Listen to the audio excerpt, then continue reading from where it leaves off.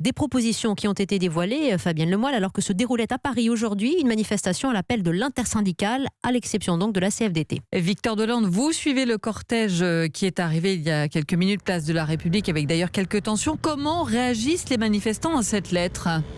Alors la réaction est unanime ce soir, Fabienne. Pour les manifestants, ce retrait de l'âge pivot, c'est une cacahuète. Réaction partagée par les cheminots, les agents de la RATP, les professeurs, mais aussi les avocats, très nombreux cet après-midi dans le cortège.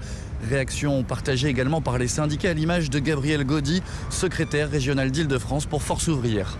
Ce n'est pas une grande surprise pour notre organisation syndicale. Nous savons qu'il prendrait une mesure qui puisse garantir que le compromis puisse se faire avec certaines organisations syndicales. C'est le cas aujourd'hui, mais c'est simplement décaler l'âge pivot. Pour nous, ça ne change rien, absolument rien aujourd'hui. Et certains manifestants voient déjà plus loin. Le retrait de l'âge pivot, c'est un signe pour Christophe, salarié de la Banque de France. Ça montre en fait qu'on peut gagner des choses.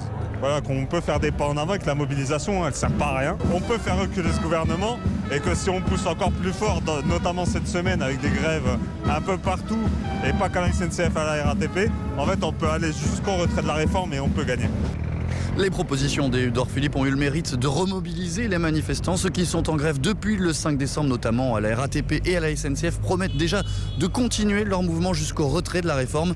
Dans les autres professions, beaucoup de salariés m'ont expliqué qu'il fallait amplifier la mobilisation pour obtenir gain de cause. Et Victor Delande, place de la République à Paris, donc dans cette manifestation parisienne qui a rassemblé 150 000 personnes selon la CGT.